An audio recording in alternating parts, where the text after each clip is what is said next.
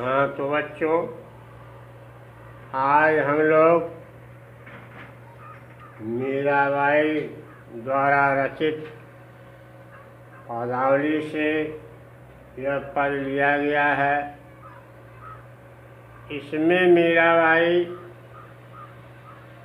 भगवान को प्राप्त करने के लिए अपने को पूर्ण रूप से समर्पित करती हैं और ये चिंतन करते हैं कि मैं कहाँ इनको स्थान दूँ। हर एक भक्त ईश्वर के रहने के लिए स्थान खोजता है, तो स्थान मकान उकान नहीं बनाया जा सकता, लेकिन ईश्वर सब प्राणियों में रहता है। सबसे शरीर का परम मुक्त और कोमल स्थान हृदय और नेत्र है। ईश्वर उसी को प्राप्त होता है जो बाल्यकाल की पवित्र भावना होती, जिसे ज्ञान नहीं होता अपमान का। वह जो भावना उस समय कल्पित होती है, वही चल करके आगे काम करती है। तो यही भावना मीराबाई में था।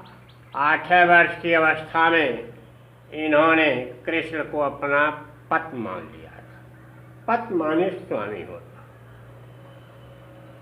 तो इन सब का ध्यान देते हुए अब हम यह पद का पदावली में से जो अवतरित किया गया है, इसकी हम व्याख्या करेंगे और आप लोग ध्यान से सुने। कह रही हैं मीराबाई, बसो मेरे नैनन में नंदलाल। हे प्रभु, हे कृष्ण, हे नंद के लाल, आप मेरे नेत्रों में निवास करें। क्यों? कारण है इसमें। नेत्र जब खुलता है तो दिखाई देता है सब कुछ। मान लीजिए तो अंधकार ही कुछ नहीं दिखाई देगा। इसलिए आप हमारे नेत्रों में निवास करें। और कौन निवास करें? इनको पद के रूप में चयनित किया है।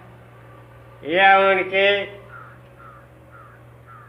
गुण की और चरित्र का गुणगान, शोभा सौंदर्यता का गुणगान करते हुए कह रही हैं कि जिसके सिर पर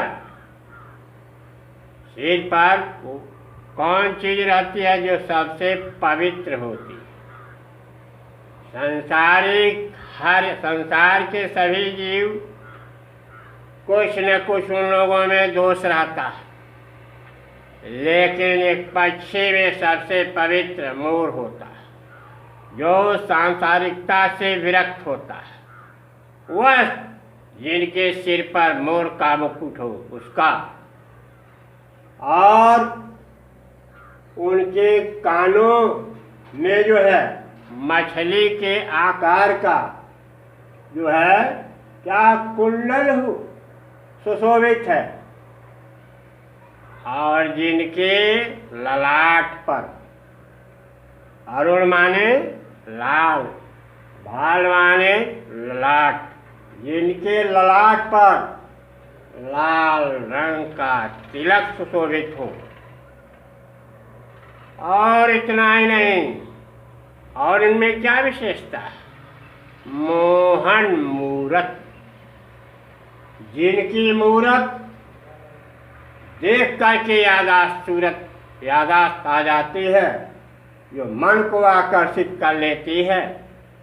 वह जिनके नेत्र बड़े बड़े हो।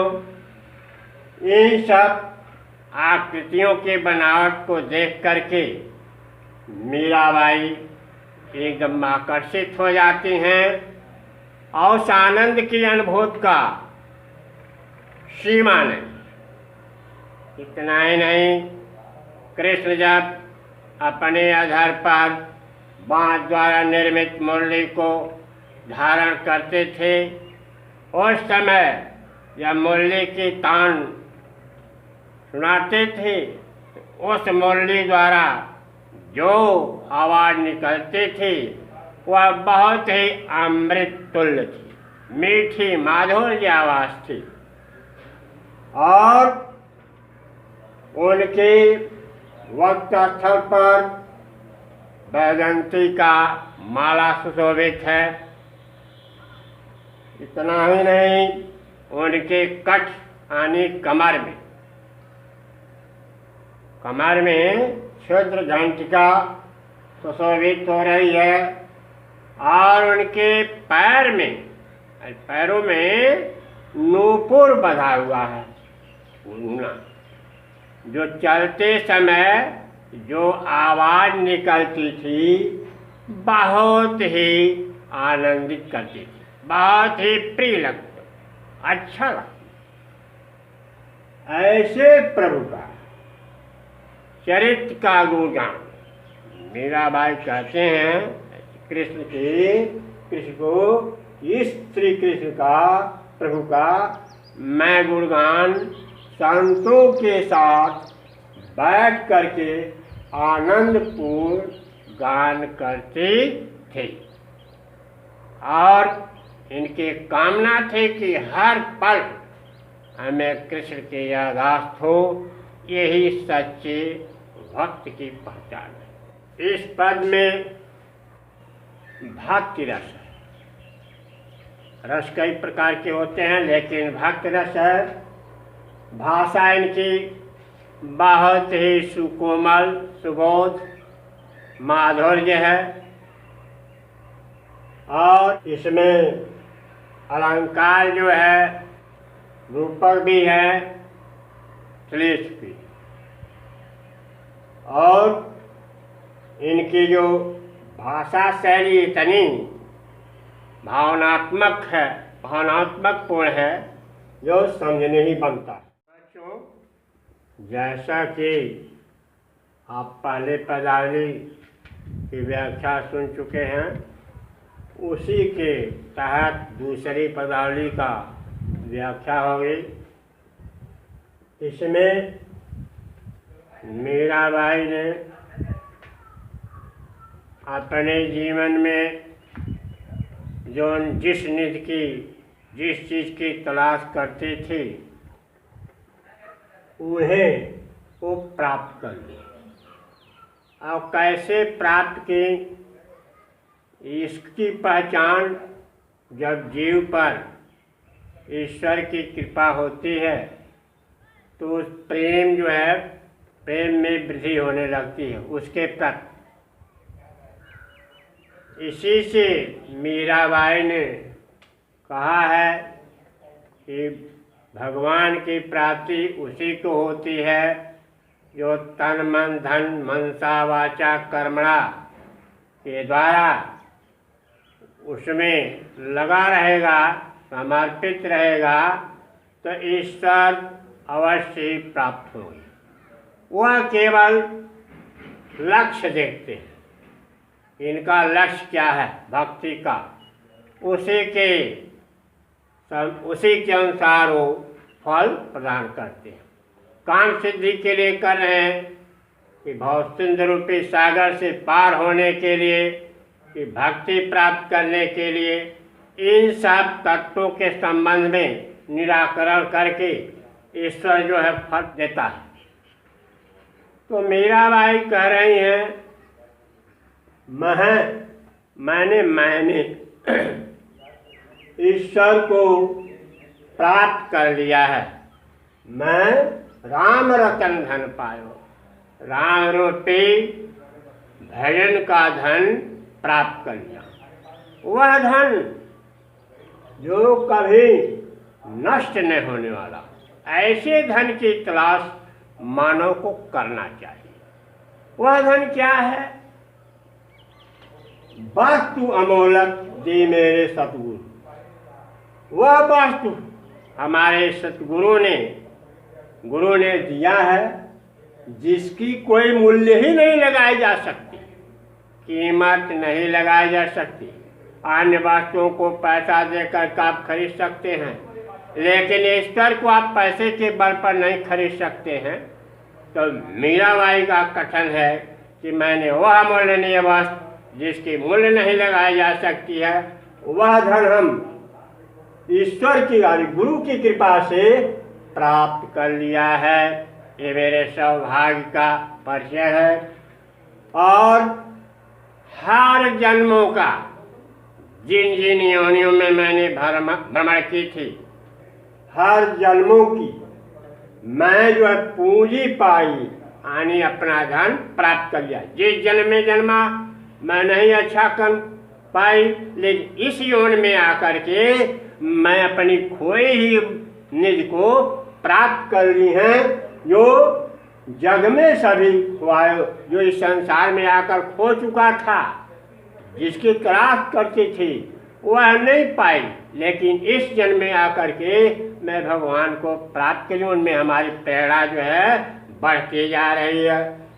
अब खर्चे नहीं कोई चोर न लावे, ऐसा धन, ऐसी निज प्राप्त कर ली है कि न कोई चोर ही चुरा सकता है, न कोई ले सकता है, और धन तो कोई छीन सकता है शक्ति से, बल से, छिप करके, लेकिन ईश्वर को कोई चुरा नहीं सकता। जैसे विद्या है, विद्या कोई बांट नहीं सकता, ज्ञान कोई बांट नहीं सकता, और धन बांट सकते हो, लेकिन यह धन जो है न चोर चुरा सकता है, न कोई दे सकता है। जिस तरह से लोग धन देते हैं उसमें वृद्धि होती है, सूद जोड़ते हैं, लेकिन यह जो राम रूपी धन है स्मरण का, यह दिन दूना रात चौगुना सवाई बढ़ता रहता है। यानी हमारे प्रेम की वृद्धि हुआ करती है, कभी उससे मैं निष्क्रिय नहीं होती। मेरी अभिलाषा, रुचि ईश्वर के प्रति निरंतर बढ़ती जाती है।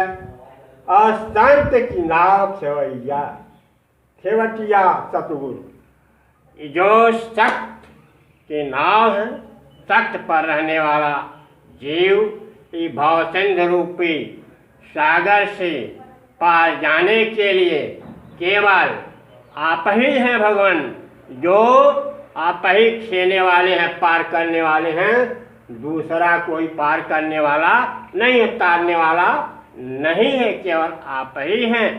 इसलिए मीराबाई कहती हैं कि हे प्रभु, हे नागर, हे चतुर नागर कृष्ण, मैं आपके गुण को मैं प्रसन्नता पूर्वक हमेशा गाती रहूं, यही आप मुझे प्रेरणा दें। अब इस पदार्थ में आपको काव्य संदर्भ में लिखना पड़ेगा। हर चीज़ की शोभा बढ़ाने के लिए कुछ उसमें मार्मिकता और पैनापन लाना चाहिए और होना भी चाहिए। अब इसमें अलंकार है यमक, और रस है भक्ति रस, ईश्वर के प्राप्त।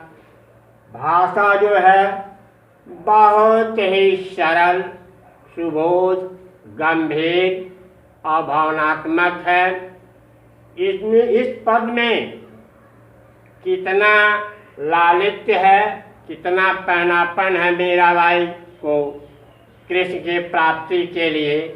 इसी तरह से हर एक मानव को अपने कार्य में, काम में प्रवृत्त लगाना चाहिए, जिससे हर एक चीज़ आसानी से प्राप्त करनी चाहिए। और ऐसा कार्य नहीं करना चाहिए कि जिससे हमको खेद हो, विषाद हो। अब मैं कल दूसरे टर्न में मिलूँगा।